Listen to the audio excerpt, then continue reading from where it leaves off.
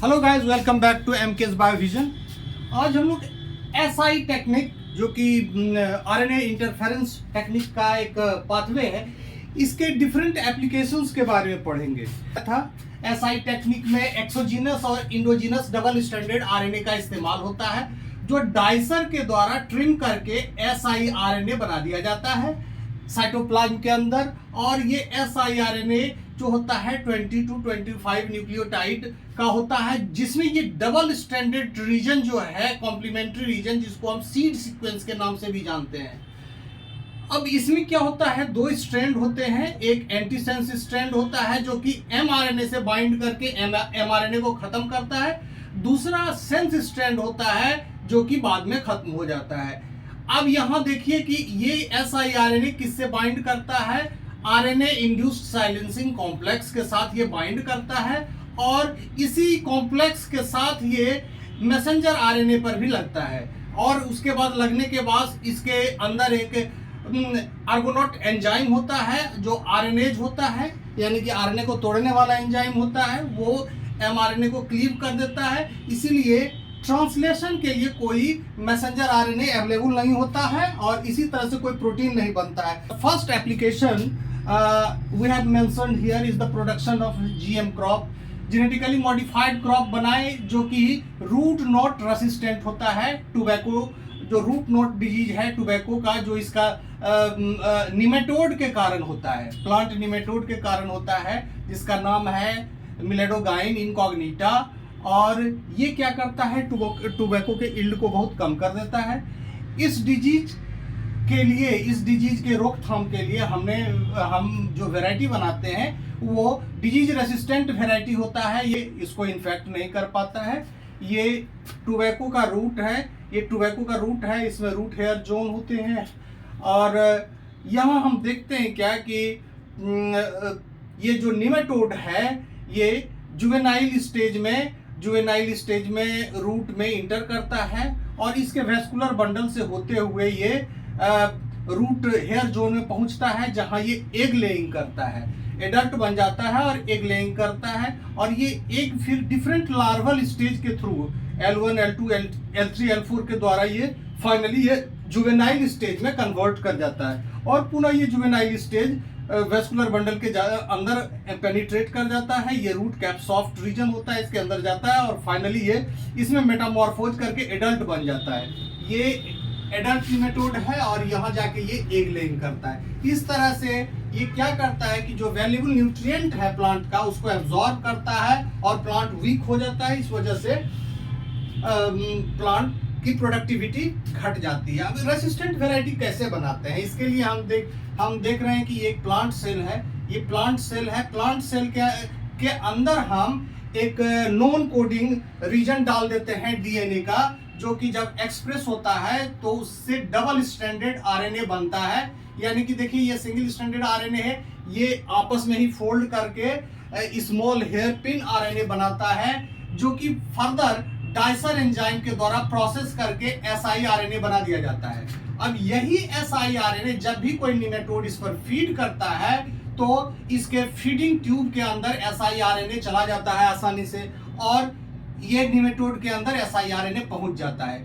Nematode के जो cell होते हैं वो वाइटल प्रोटीन बनाने के दौरान मैसेंजर आरएनए बनाते हैं। सर्वाइवल के लिए तो प्रोटीन बनाना है, तो प्रोटीन बनाने मैसेंजर आरएनए बनाते हैं, और इसी मैसेंजर आरएनए पर ये एसआईआरएनए जाके लग जाता है और एमआरएनए को क्लीव कर देता है। इसीलिए कोई भी इन वाइटल प्रोटीन जो निमेटोड के सर्वाइवल के लिए इंपॉर्टेंट है वो नहीं बन पाता है और निमेटोड खत्म हो जाता है। यानी कि ऐसे प्लांट पर यदि निमेटोड फीड करेगा तो निमेटोड समाप्त हो जाएगा। There is a possibility that SI technology can be used for the gene therapy also.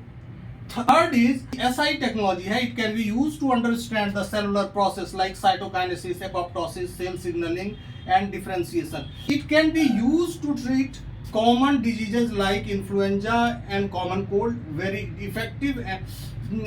जो कॉमन कोल्ड है या इन्फ्लुएंजा है उसके ट्रीटमेंट में इसका इस्तेमाल हो सकता है। It is very effective in the treatment of lung diseases including cystic fibrosis। हम लोग जानते हैं CFTR जीन में जो म्यूटेशन होता है तो सिस्टिक फाइब्रोसिस होता है, तो इवन जेनेटिक डिसऑर्डर को भी कंट्रोल करने के लिए इसका इस्तेमाल हो सकता है। Old age diseases like Alzheimer's, Parkinson's के भी थेरेपी संभव है SI टेक्नोलॉजी का इस्तेमाल करके। अब जो सबसे इम्पोर्टेंट एप्लीकेशन है siRNA का वो है ट्रीटमेंट ऑफ कैंसर में। तो ये ट्रीटमेंट ऑफ कैंसर में कई तरह से इसका इस्तेमाल हो सकता है। siRNA can be used to treat cancer by targeting cell cycle and apoptosis. दूसरा जो है siRNA can be used to sensitize cancer cell to chemotherapy, यानी कि सेल को कीमोथेरेपी के लिए रिसेप्टिव बनाया जा सकता है। siRNA can be used to treat tumour by targeting protein kinase N3 which stabilize vessel integrity। जब ट्यूमर के अंदर क्या होता है कि एंजियोजेनेसिस होता है जिसके कारण वेसल्स डेवलप कर जाते हैं और वो स्टेबल वेसल्स के कारण जो ट्यूमर सेल्स को फीडिंग होते रहता है, भोजन मिलता है, उसको ये टारगेट करेगा और इस तरह से वेसल्स को डिस्टेबलाइज कर सकता है। अब व्हाट आर द चैलेंजेज? तो चैलेंजेस क्या है SI के इस्तेमाल में? वो है finding suitable delivery agents for synthetic SI। जो हम सिंथेटिक स्मॉल इंटरफेरिंग RNA बनाएंगे उसके लिए हमको सुटेबल वेक्टर की जरूरत पड़ेगी। वो वेक्टर क्या करेगा? It will deliver siRNA to right tissue for the tissue specific action. क्योंकि नॉन टिश्यू स्पेसिफिक एक्शन होगा तो उसके साइड इफेक्ट्स होंगे, इसीलिए जिस टिश्यू में प्रॉब्लम है उसी को ट्रीट करने के लिए सुटेबल वेक्टर की आवश्यकता होगी जो कि वहाँ मतलब टारगेट स्पेसिफिक डिलीवरी करे siRNA का। देयर आर 3 फैक्टर्स जो कि अभी इस्तेमाल किया जाता है। वो है लाइपोफेक्शन यानी कि लाइपोसोम मेडिएटेड ट्रांसफर, दूसरा है नैनो पार्टिकल और तीसरा है वायरल वेक्टर यानी कि एडिनोवायरस और लेंटिवायरस के द्वारा भी हम एनिमल सेल के अंदर ह्यूमन, खास करके ह्यूमन बीइंग्स के अंदर हम siRNA को डाल सकते हैं। इसका एक ऑप्शन और भी है कि यदि हम ट्रिगर कर दें endogenous siRNA can be a solution to the problem, यानी कि ये इंडोजीनस siRNA को यदि जो प्रॉब्लम जिस टिश्यू में प्रॉब्लम है यदि उसमें siRNA खुद बनने लगता है, उसी के जीनोम से बनने लगता है, तो वो ज़्यादा बेहतर विकल्प होगा in comparison to the delivering external RNA to the target tissue. Lastly हम देखते हैं कि इसका फ्यूचर कोर्स क्या है। फ्यूचर क्या है? पर्सनलाइज्ड मेडिकेशन, यानी कि यदि मतलब पर्सन स्पेसिफिक मेडिसिन बने, siRNA medicine can be developed according to genetic profile of a person, यानी कि किसी पर्सन का जैसा जेनेटिक मेकअप होगा उस पर्टिकुलर पर्सन के लिए स्पेसिफिक siRNA बेस्ड मेडिसिन बनाया जा सकता है। आज हमने देखा कि क्या क्या एप्लीकेशंस हैं और चैलेंजेज हैं, क्या फ्यूचर डायरेक्शन है siRNA का। Okay, thank you, bye.